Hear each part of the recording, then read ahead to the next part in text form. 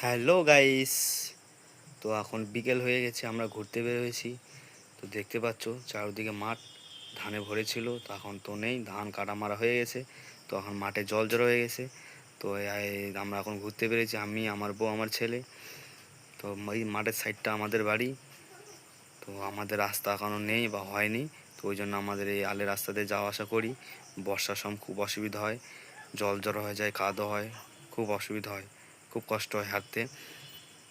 তা তোমরা দেখতে পাচ্ছ আমরা এখন ঘুরতে যাচ্ছি। তো চারদিকে মাঠ দেখো।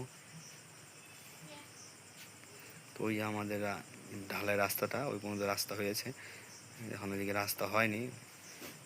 তো রাস্তা কবে হবে জানি না।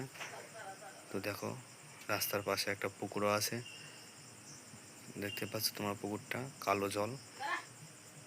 তো আমার বউ এখন কাদো ভেঙে পার হচ্ছে, তোমরা দেখতে পাচ্ছ।